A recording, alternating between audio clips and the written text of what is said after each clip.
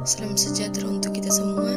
Perkenalkan, nama saya Tasya Tirami Filamia, kelas A6 Keperawatan, semester 1, Prodi Ilmu Keperawatan, Universitas Pembangunan Indonesia Manado. Kebutuhan dasar manusia merupakan unsur-unsur yang dibutuhkan oleh manusia dalam mempertahankan keseimbangan fisiologis maupun psikologis, yang tentunya bertujuan untuk mempertahankan kehidupan dan kesehatan. Teori hierarki kebutuhan dasar manusia yang dikemukakan oleh Abraham Maslow menyatakan bahwa setiap manusia memiliki 5 kebutuhan dasar, yaitu kebutuhan fisiologis, makan minum, keamanan, cinta harga diri, dan aktualisasi diri. Kebutuhan nutrisi merupakan kebutuhan dasar fisiologis bagi manusia yang tidak bisa terlepas dari banyak faktor yang mempengaruhinya, serta implikasinya terhadap kebutuhan dasar lain apabila kebutuhan ini tidak terpenuhi.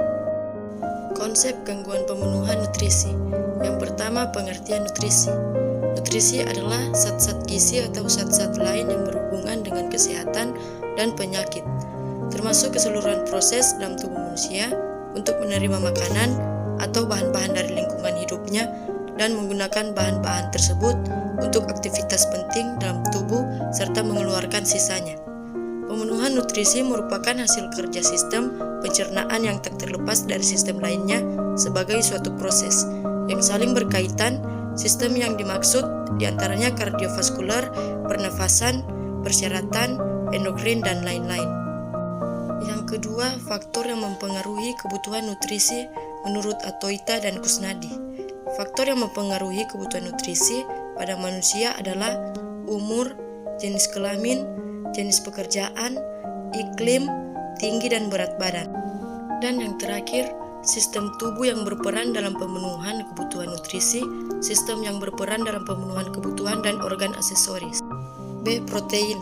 Protein merupakan unsur zat gizi yang sangat berperan dalam penyusunan senyawa-senyawa penting seperti enzim, hormon, dan antibodi. Fungsi protein dalam bentuk albumin berperan dalam keseimbangan cairan, yaitu dengan meningkatkan tekanan osmotokloid serta keseimbangan asam basa. Sumber protein. Protein hewan yang berasal dari hewan seperti susu, daging, telur, hati, udang, kerang, ayam, dan sebagainya. Pencernaan protein. Jika ada makanan yang mengandung protein yang masuk ke lambung, maka akan menstimulasi produksi pepsinogen oleh sel utama sel lambung. Pepsinogen dengan bantuan HCl diaktifkan dengan cepat menjadi pepsin pada pH di bawah 5,0 dan akan diefektif pada pH 2,0. Absorpsi protein. Setiap hari sekitar 200 gram asam amino diabsorpsi melalui ileum dan masuk ke kapiler-kapiler darah filus melalui proses difusi. Selanjutnya dibawa ke vena porta hepatica karena protein dapat larut dalam air sehingga umumnya penyerapan dapat terjadi. Metabolisme protein. Protein merupakan sumber energi selain karbohidrat dan lemak. Setiap 1 gram protein akan menghasilkan 4 kcal. Setelah asam amino diserap di usus dan masuk ke aliran darah menuju ke hati, selanjutnya akan disebar ke seluruh jaringan tubuh dan dimanfaatkan untuk mengganti sel-sel yang rusak. Lemak. Lemak atau lipid merupakan sumber energi yang menghasilkan jumlah kalori lebih besar daripada karbohidrat dan protein. Jenis lemak. Berdasarkan ikatan kimianya, lemak dibedakan menjadi yang pertama lemak murni, yaitu lemak yang terdiri dari asam lemak dan gliserol. Asam lemak bebas dapat dengan mudah menembus membran sel melalui proses difusi. Yang kedua, lemak yang berikatan dengan unsur lain seperti fosfolipid merupakan senyawa ikatan lemak dengan garam fosfat, glikolipid, senyawa ikatan lemak dengan glikogen, serta tipe protein, senyawa antara lipid dan protein. Fungsi lemak. Yang pertama, sebagai sumber energi, memberi kalori di mana dalam 1 gram lemak pada peristiwa oksida akan menghasilkan kalori sebanyak 9 kcal. Yang kedua, melarutkan vitamin sehingga dapat diserap oleh usus. Yang ketiga, untuk aktivitas enzim seperti fosfolipid. Dan yang terakhir, penyusun hormon seperti biosintesis hormon steroid. Sumber lemak. Sumber lemak berasal dari nabati dan hewan. Lemak nabati mengandung lebih banyak asam lemak, tak jenuh seperti pada kacang-kacangan, kelapa, dan lainnya. Pencernaan lemak dimulai dari mulut dengan bantuan enzim lipase saliva yang dihasilkan di sublingual. Enzim lipase diaktifkan oleh adanya garam empedu yang masuk ke duodenum. Absorpsi lemak sekitar 80 gram per hari diabsorpsi dalam usus khususnya di duodenum melalui mekanisme difusi pasif.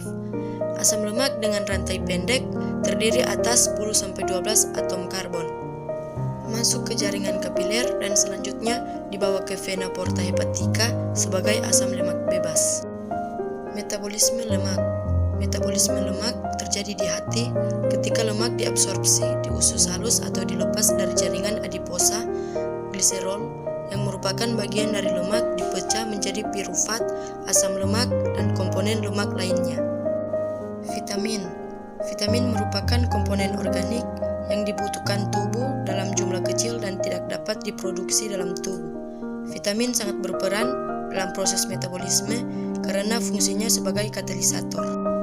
Jenis vitamin yang larut dalam air seperti B kompleks, B1 tiamin, B2 riboflavin, B3 niacin, B5 asam pantotenat, B6 piridoksin, B12 kobalamin, asam folat, dan vitamin C. Jenis vitamin ini dapat larut dalam air sehingga kelebihannya dapat dibuang melalui urin.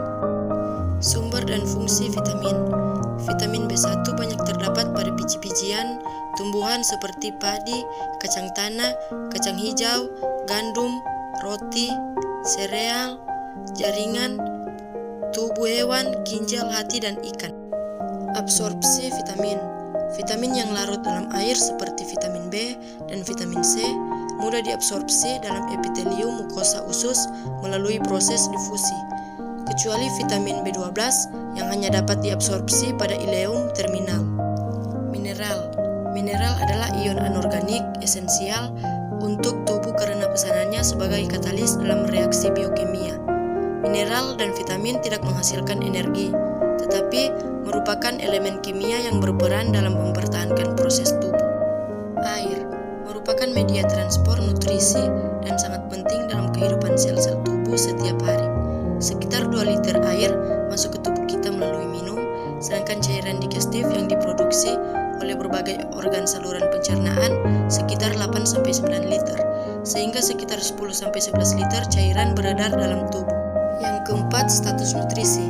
Karakteristik status nutrisi ditentukan melalui adanya indeks massa tubuh, body mass index, BMI, dan berat badan tubuh ideal body weight, IBW. Yang kelima, masalah kebutuhan nutrisi.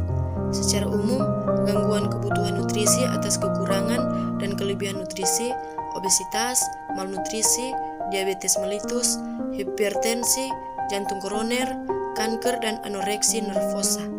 Kelebihan nutrisi merupakan suatu keadaan yang dialami seseorang yang mempunyai risiko peningkatan berat badan akibat asupan kebutuhan metabolisme secara berlebih. Obesitas merupakan masalah peningkatan berat badan yang mencapai lebih dari 20% berat badan normal. Status nutrisinya adalah melebihi kebutuhan metabolisme karena kelebihan asupan kalori dan penurunan dalam penggunaan kalori. Malnutrisi merupakan masalah yang berhubungan dengan kekurangan zat gizi pada tingkat seluler atau dapat dikatakan sebagai masalah asupan zat gizi yang tidak sesuai dengan kebutuhan tubuh. Konsep gangguan pemenuhan nutrisi pada pasien diabetes mellitus. Yang pertama, pengertian diabetes mellitus. Diabetes mellitus merupakan gangguan kebutuhan nutrisi yang ditandai dengan adanya gangguan metabolisme karbohidrat akibat kekurangan insulin atau penggunaan karbohidrat secara berlebihan. Etiologi diabetes mellitus. Penyebab diabetes berdasarkan tipenya. Diabetes mellitus tipe 1.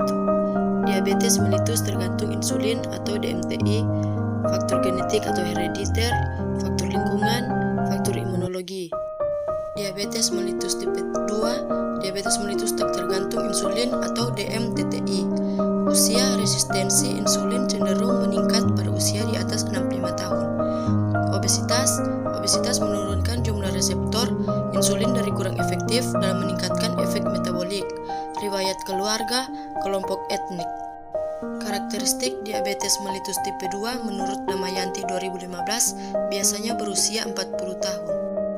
Patofisiologi. Menurut Randy dan Margaret 2012, ibarat suatu mesin, tubuh memerlukan bahan untuk membentuk sel baru dan mengganti sel yang rusak.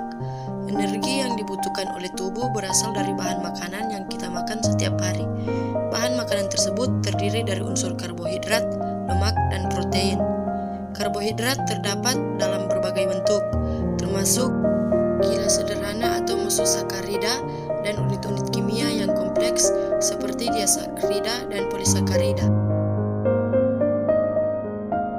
Selamat datang di Universitas Pembangunan Indonesia Manado yang terletak dekat dengan kawasan bisnis Bahu Mall Manado. Tempatnya di Kelurahan Bahu, lingkungan 3 Manado, sangat strategis di pusat kota Manado.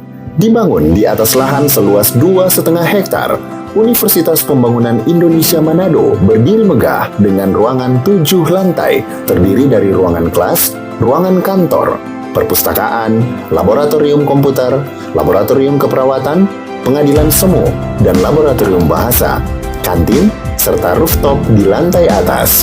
Universitas Pembangunan Indonesia Manado memiliki 6 fakultas dengan program studi, yaitu Fakultas Pertanian, Prodi Agribisnis, Fakultas Hukum, Prodi Hukum, Fakultas Teknik, Prodi Teknik Elektro dan Teknik Sipil, Fakultas Ilmu Sosial Ilmu Politik, Prodi Ilmu Politik, Fakultas Sastra, Prodi Sastra Inggris, Fakultas Keperawatan, Prodi Ilmu Keperawatan dan Profesi Nurse,